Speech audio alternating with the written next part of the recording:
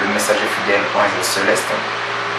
Je viens encore prier les sous dans les étalo et dans les réseaux sociaux, dans les mécanismes non autour de la bino au nom puissant de Jésus-Christ de Nazareth. Et nalingi pour répondre moke na mituna oyebaki na kopesa mela biso na bana na nzambe oyebaki na proposer biso mituna.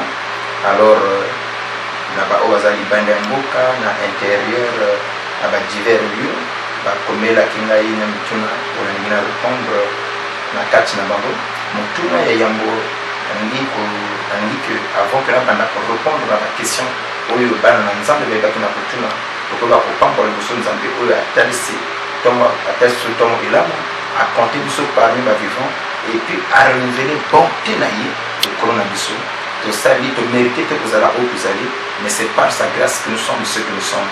Tokoba kopambola ye nzambe na lola kopambola kozali nzambe zwa lokumu zwa masanzo na monso osi kosala kati na biso na kombo na Yesu Masiya. Amen. Bien aimé dans le Seigneur, mutuna ya yambo bayebaki na kotuna na ngai. Pourquoi Dieu permet-il la mort? Pona nini nzambe azali kopesa nzela na liwa? Alors nakoyebisa bandeko na biso oyo bonso bayebaki na kotuna mutuna wana yali question moko malamu, parce que à n'importe quel moment de vie mutu nyonso abengami un jour tona existence na ye na parcours ya vie na ye akokoma na point oyo amutuna oyo ekoyeba koretentir ekoyeba koraisonner utambela na mutuna ye. Mais nalingi koyebisa bino à la lumière de la parole, bien sûr, que sur la terre le monde ne nous appartient pas. Biso bana na nzambe, nous avons contourné l'éternité pour venir dans le temps. Alors le monde entier où vous allez komona oyo vous allez ba passant les pèlerins, c'est-à-dire que ba pèlerin na se ya mokili oyo to yaka ki lokola moi tourisme to koyeba kolongola. Voilà pourquoi la Bible dit que si quelqu'un aime le monde et les choses du monde, c'est que l'amour du Père n'est pas en lui. C'est parce que sur la terre des vivants, tout ça va l'église là. Et voilà pourquoi la Bible met encore l'action. Que ne vous affectionnez pas aux choses du monde, mais soyez plutôt, tous affectionnez plutôt aux choses de l'esprit. Alors, la mort, elle est naturelle. Et dans ce bataille, même le proverbe de Banango, il n'y a pas de délivrance, ni vie, ni espoir avec ce combat avec la mort. Et voilà pourquoi lorsque l'apôtre Paul vient, il dit encore, notre dernier ennemi qui sera vaincu, c'est la mort. Donc on aime la mort, il faut avoir appelé ça la explication. Il faudrait que vous comprendre qu'est-ce que c'est la mort. La mort en soi, c'est quoi? C'est la séparation de l'esprit et l'âme. Donc c'est quand l'esprit quitte l'âme et que le corps est immobile, c'est là où on peut dire qu'un tel est parti. Qui est parti? C'est l'esprit qui animait ce corps-là. Quand l'esprit la quitte, nous devons bénir que à connu de ce qui fait moi, ce n'est pas ce corps. Et c'est l'esprit qui anime ce corps. C'est l'esprit qui donne la forme à ce corps. C'est l'esprit où les autres peut sa sens l'enveloppe. Donc cette enveloppe laquelle le corps, sans l'esprit, l'enveloppe ne sert à rien. Ce qui donne la valeur à ce corps-là, c'est l'esprit.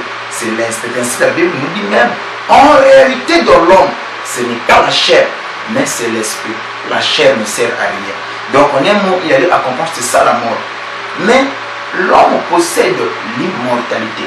Vous voyez? Donc il allait accompagner deux éléments, que l'homme possède aussi l'immortalité. C'est-à-dire, et les païens et les chrétiens, tous nous possédons l'immortalité. Mais le problème, parce que l'esprit de l'homme est éternel, l'esprit ne meurt pas, c'est le corps qui meurt, mais l'esprit ne meurt pas.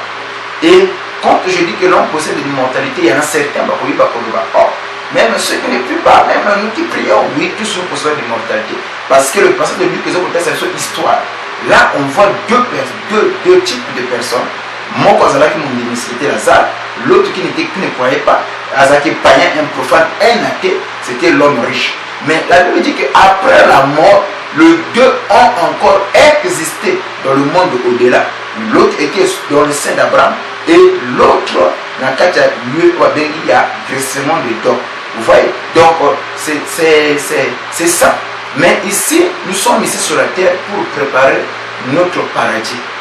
Un enfant de Dieu, Azana Mabélé, pour préparer le binaï, pour préparer le paradis.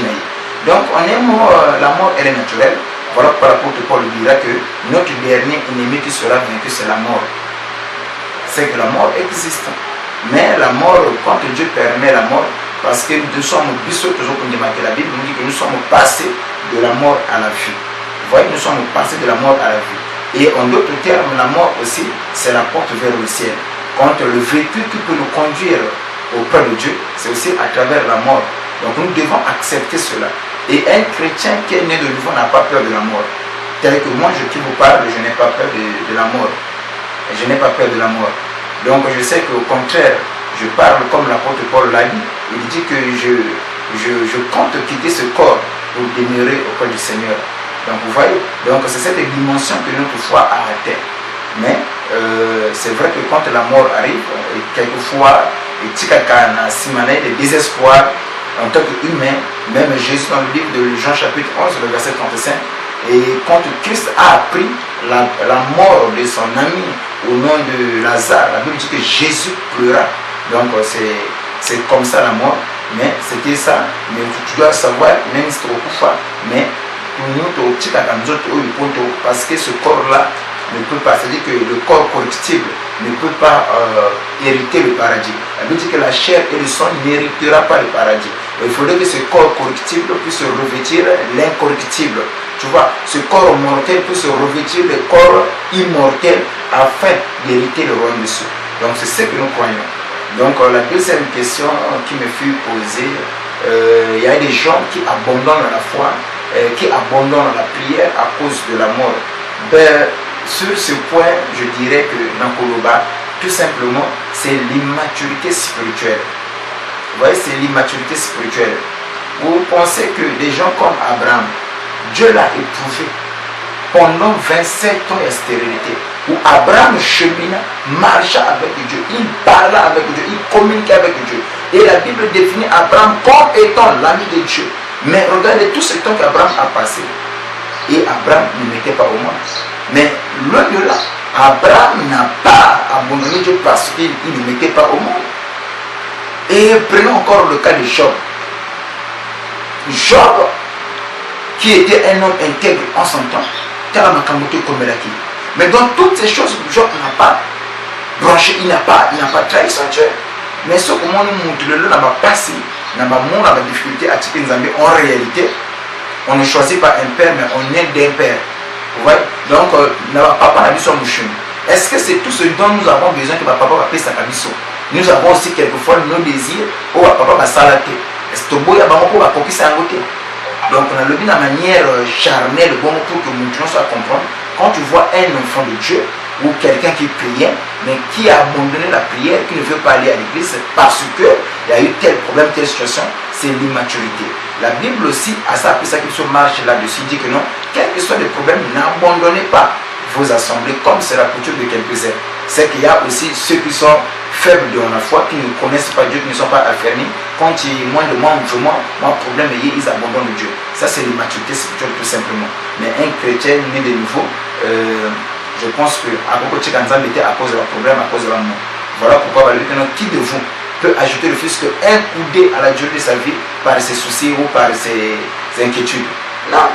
Donc nous, on est enfants de Dieu, on le restera.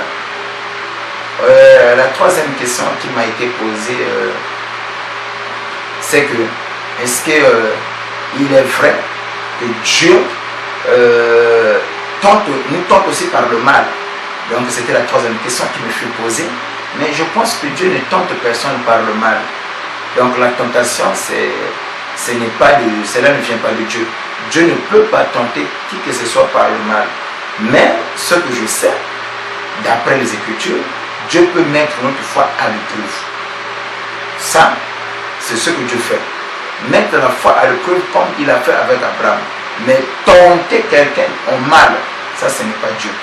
Donc, C'est un peu ça les quelques questions. Il y en avait 10, j'ai répondu à 3 questions. Ultérieurement, je vais essayer encore, si Dieu ne revient pas, répondre à d'autres questions qui m'ont été posées. Il y en a 10 et là j'ai répondu à 3. Donc, vous qui avez écouté les réponses, que mon Dieu vous bénisse. C'était toujours votre humble serviteur, l'apôtre Ange, le messager fidèle. Ciao.